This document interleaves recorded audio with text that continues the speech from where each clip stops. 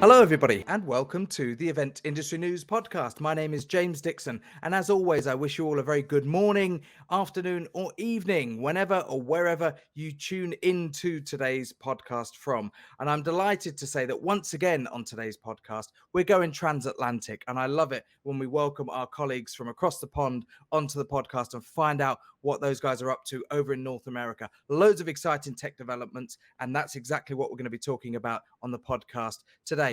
Joining us from Palm Springs in California, I'm delighted to welcome Pedro Góes, who is the CEO of InEvent, who looks in a stunningly glorious position today. Pedro, welcome to the podcast. Thank you, James. Hello, everyone. It's really nice to be here and to be able to, connect today and talk about event tech. That's the goal. Absolutely. And as I said, I'm going to have to be very careful today not to get fiercely jealous of the fact that Pedro is sitting in what can only be described as glorious sunshine in California, while I'm in my nice home, but we don't quite have the weather that Pedro is blessed with today. As I said in my introduction, Pedro is the CEO of InEvent, and a lot of really exciting recent developments with InEvent, the launching of a new platform that dovetails in with the technology that these guys provide. And we're going to speak to Pedro today to find out a little bit more about that. Pedro, welcome again to the podcast. Tell us, first of all, before we start talking about this exciting new launch that occurred at the start of June, tell us about InEvent, why it was set up and what it's set up to do for the industry.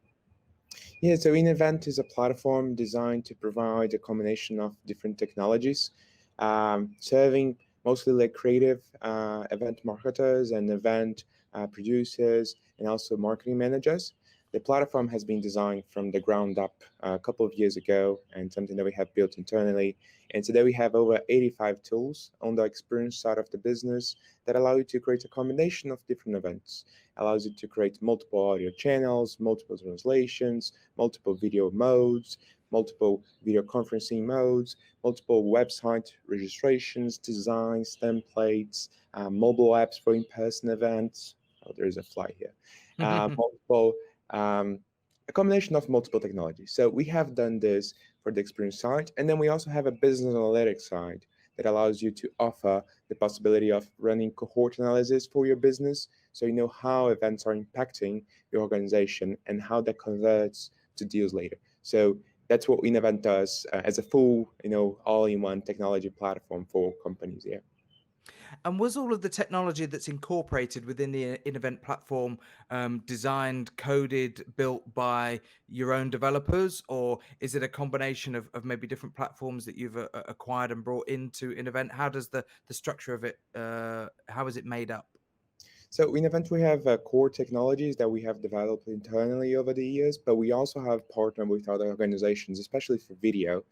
We have our own video server. We're hosted on AWS and Google Cloud, but we also have all the technologies that we have partnered, specifically also for APAC global coverage that we use server technology also from them. So there are different partners that in Event's using. So we're using the best of the marketplace available out there. Yeah. Mm.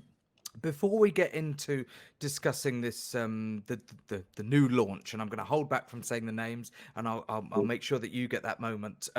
But as I understand it, there was some exciting news in 2019, pre-pandemic. I think to do with the Y Combinator, the seed money startup that's been used to launch quite a number of other well-known platforms like Stripe, Airbnb, etc. There was a big development for you guys in 2019. Tell us about that. Yeah, so we got the opportunity in 2019 to start a new business. So the business in the current form that we have in Event was actually started in the end of 2018, December, and we have applied to and we have got the interest from here VCs in California, in San Francisco. In Y Combinator, it's one of the most recognized accelerators today in the event market, in the market as a whole, and then we're able to get an investment from them. So it was really good for us to get the business to where it is today with knowledge, investment, and also capital. Yeah.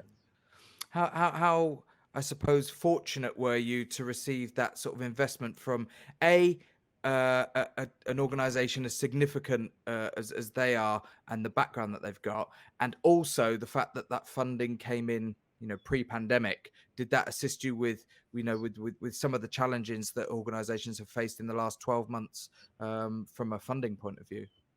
Yeah, I think funding it's a combination of having the right resources. Specifically, like we have seen that Y Combinator, we're really fortunate to say that they would like to invest in event technology. So that was one thing that we realized. I think for many years, event technology was not the technology that people like investors were looking to invest. Mm. Mainly for Yeah. what I saw in the last decade. And then from 2019, we were able to get the investment and be like event tech, something that it's trending right now. And then during the pandemic, we saw how quickly that grew. But we really see that event tech is the future, and we have used those resources that we got from there to keep the company running. Specifically in the first few months, it was very very challenging, but I think that really helped. And now the market it's benefiting event technology from all the money that's pouring into the event tech space. Yeah. And it's interesting you say that. Just before we get to talking about this new development and this new announcement that came about for you guys just very recently. Yeah. I think it was LinkedIn that announced just last week a significant investment in an event tech platform. And out of courtesy, we'll not mention the platform, but it just goes to show that significant major consumer tech companies now are seeing the value in event tech, in hybrid events, in virtual events, in these sort of platforms.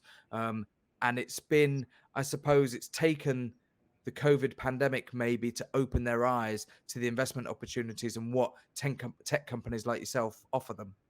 Exactly.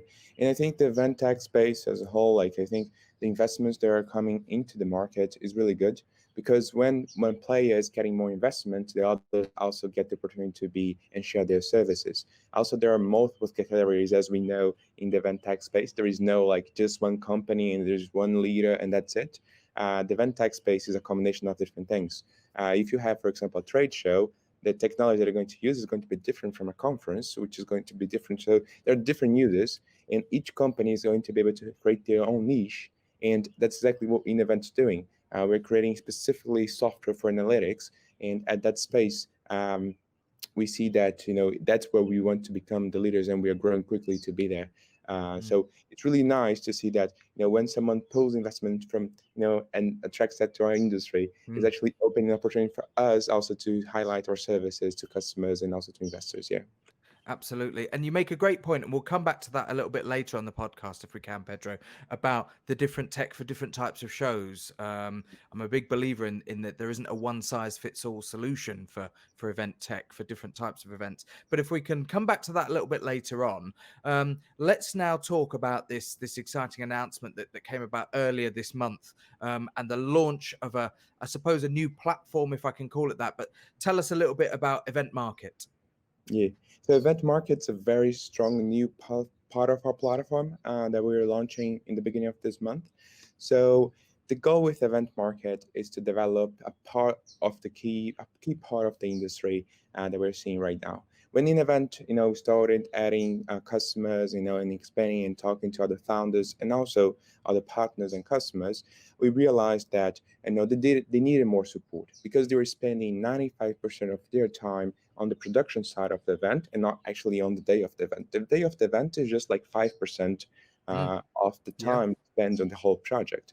So we realized, hey, we need to create things because 95% of this work pre-event is mostly on emails, getting codes from providers, getting to meet people and, organizing things and creating templates and all those things. And there was a need for something to say like, hey, like we need someone to be able to bring more value into that. And some of our competitors, the model that they may choose is that they bring that in house. They create something that's going to be a series of event producers in house. They're going to produce the event for the customer, and they actually become also part of we become more of an agency together with an event tech platform. So that's one option that we have seen in the market. We discussed this internally, and we wanted to bring something that was going to be more scalable and more flexible for our customers, because our customers were saying we don't want to be limited just to one provider. Sometimes we're going to host an event in Australia. We want to hire the best, Yeah. technology hardware provider or event producer in Australia because they understand Australia better than we do in America, for example. And that happened globally because we have customers in 67 countries today, and we could not have presence in 67 countries, well Mhm. implemented locally in just a couple of months. Actually, no company has able to do that yet locally at that stage.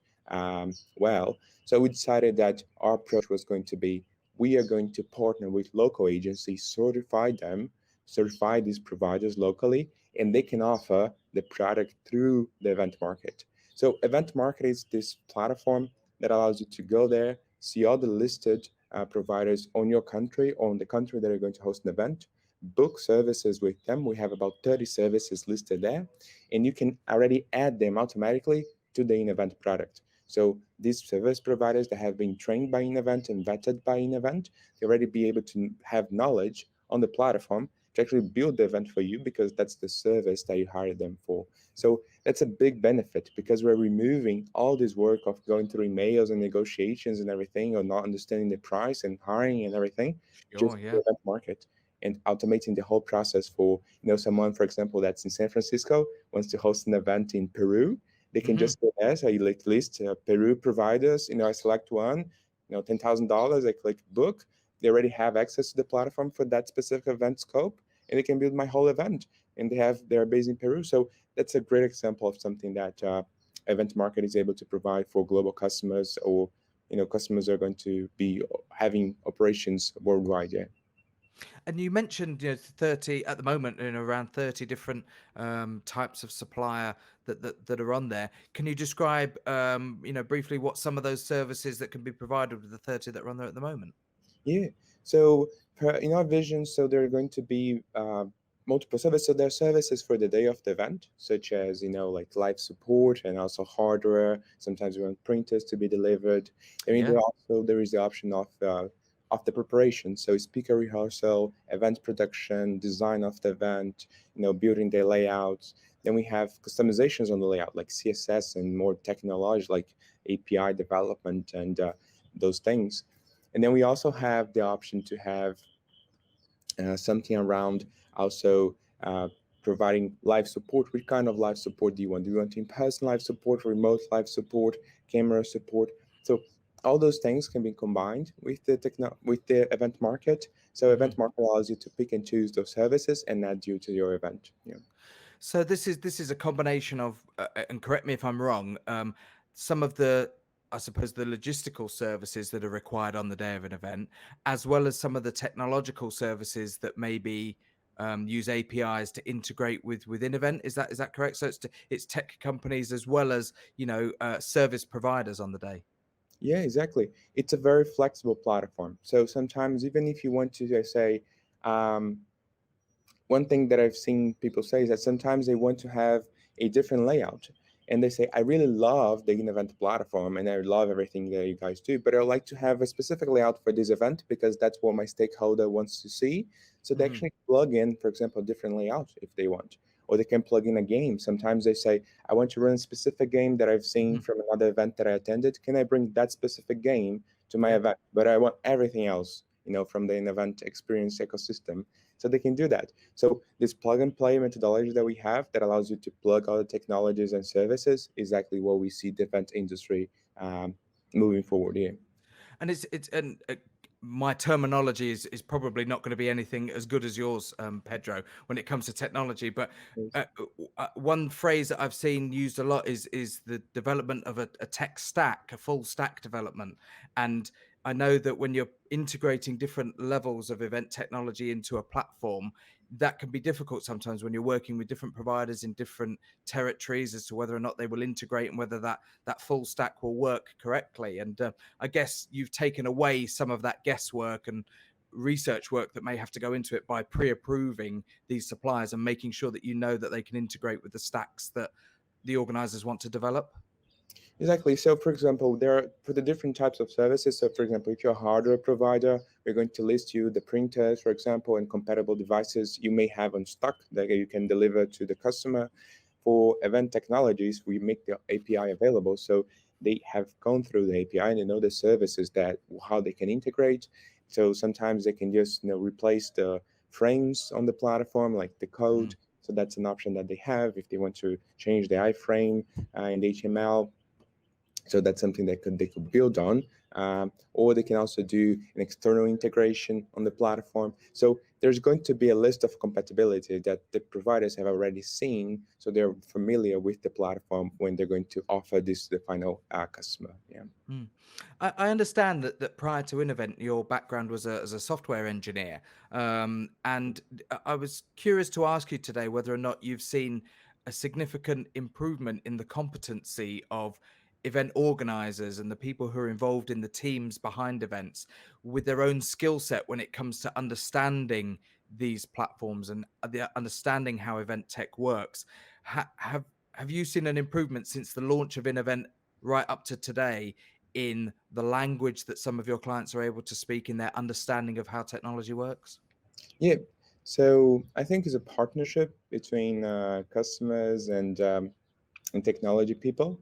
Um, if you only have one type of knowledge, it's hard sometimes because you may deliver something that's too technical, or sometimes you're going to deliver something that's not, possible, Mm. right? Because we want to be creative, and sometimes the software also needs to communicate the creativity that we want to communicate. So Yes. what we're seeing more recently is that technologies got better, and then people were able to say, "Hey, we understand that now more things are possible because there's more flexibility in the market and more options." But at the same time, also event managers, the knowledge that they received and they gathered in the last few years, they were able actually to design events that fit also the models because they understand how the design of event tech platform works. So this combination of things allowed the process to be smooth and people to be able to deliver experiences quicker and also Mm. with more efficiency. Yeah. I think that's a perfect point to go back to the question I was going to put to you about different tech for different events, because you mentioned something there about creativity and an understanding. And of course, the one thing that an event organizer doesn't like to be is stifled. They don't like to have their creativity stifled by not being able to deliver the vision that they have in their head, maybe for how their event will look. And of course, when everybody has had to turn in the last 12 months to using technology platforms to deliver their events, and hopefully even when live events start to come back again, and they are slowly doing so, they will need these tech platforms still anyway. Is how important it is to be able to offer a platform that allows an organizer to retain that level of creativity that they want for their event. So the most important thing that we see, there's going to be some flies here.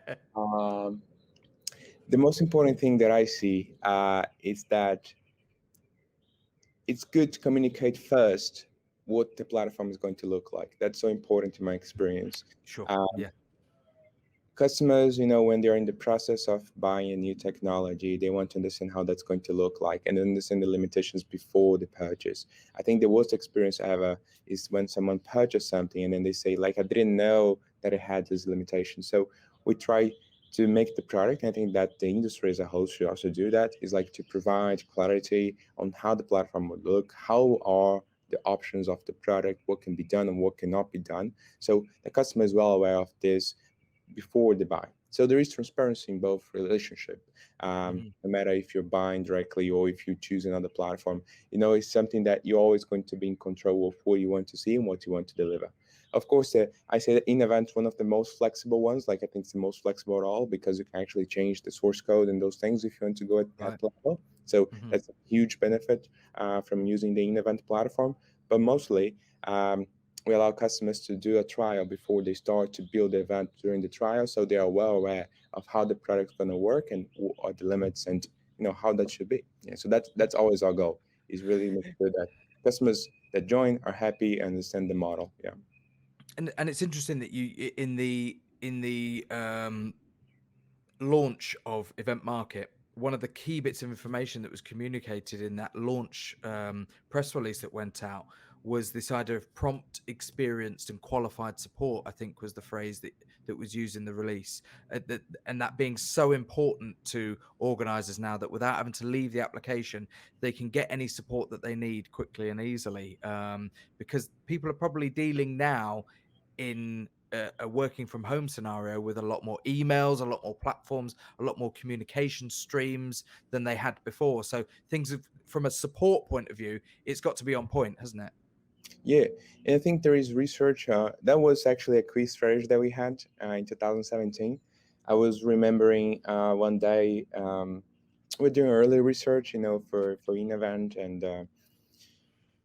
and I had this insight like maybe we should go into research from the market. What's the most popular requirements that we have out there Mm. instead of just us like software designs to build a lot of features that we don't know how popular they're going to be.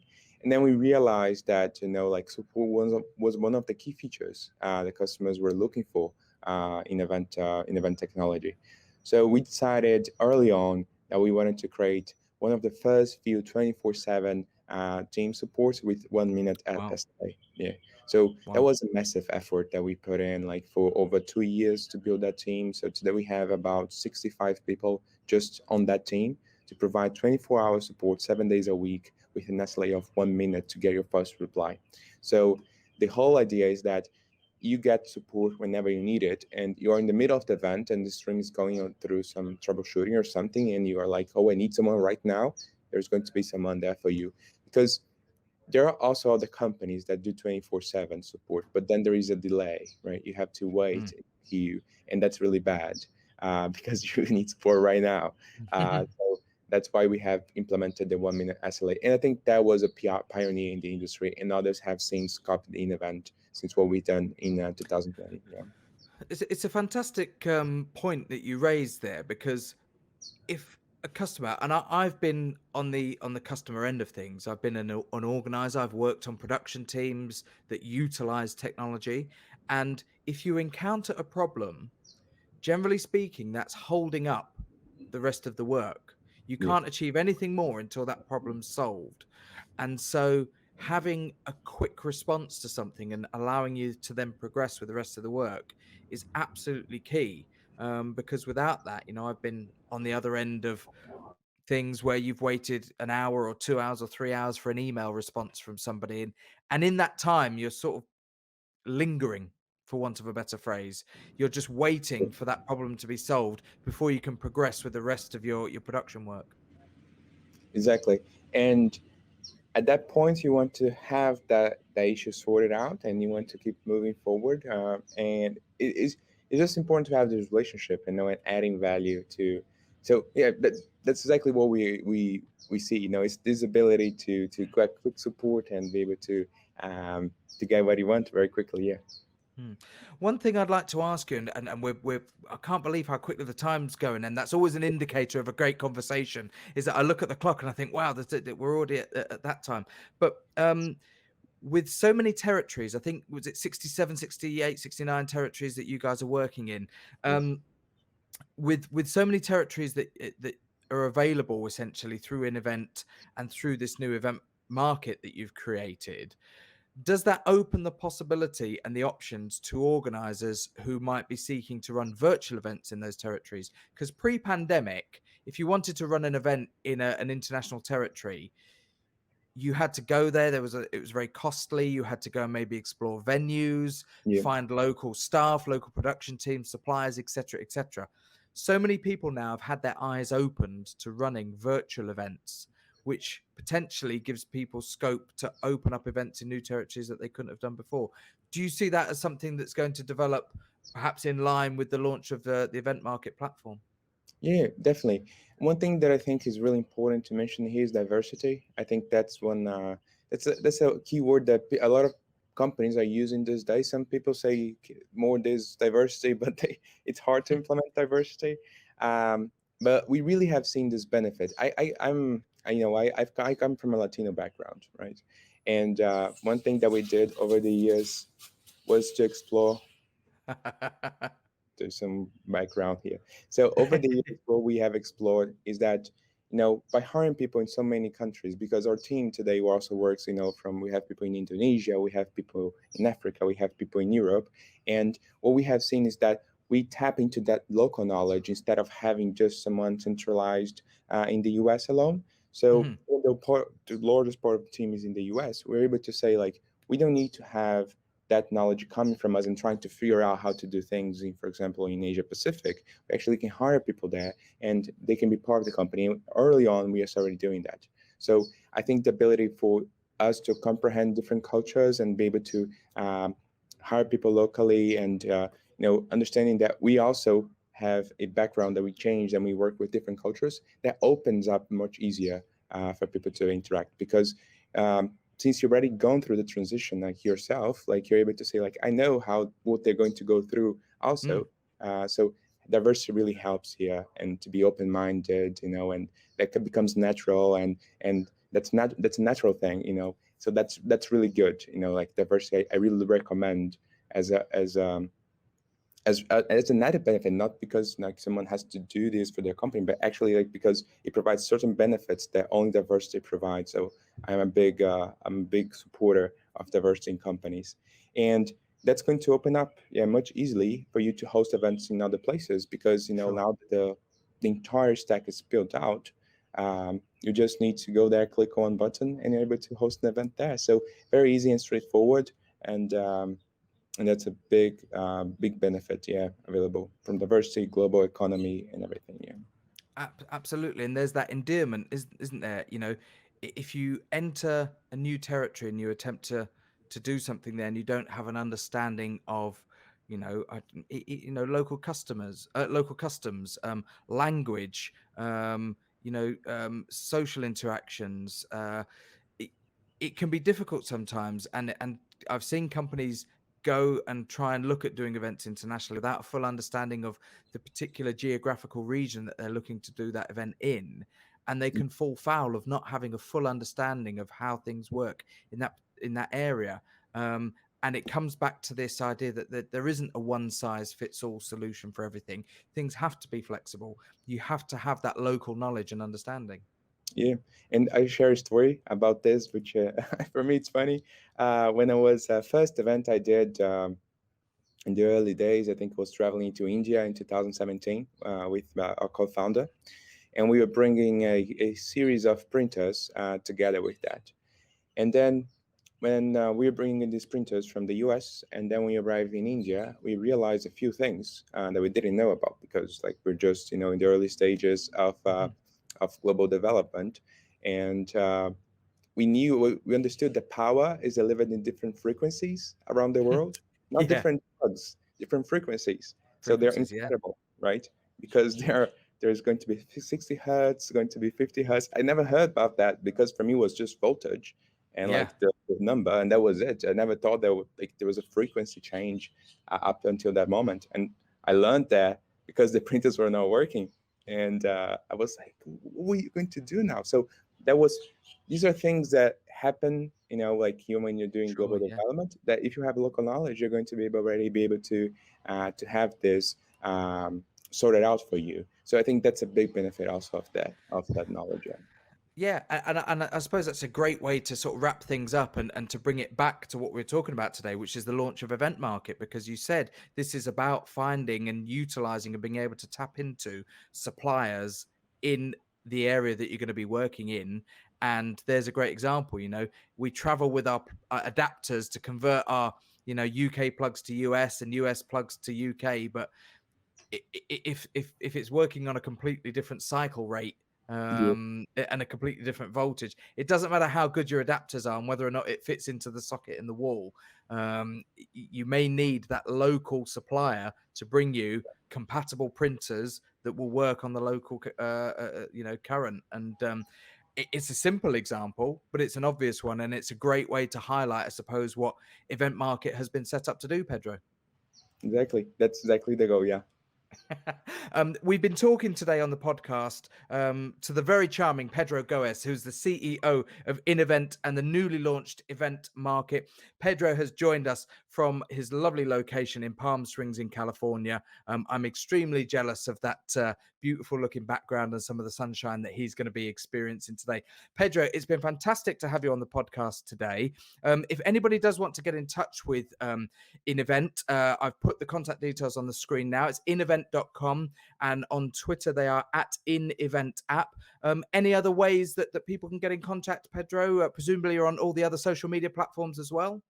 all the other social media. And if you want to connect on LinkedIn also, you can just search for Pedro Góes InEvent, and also we're going to be able to connect and chat. Happy to engage on any conversations and talk about more about EventMarket here.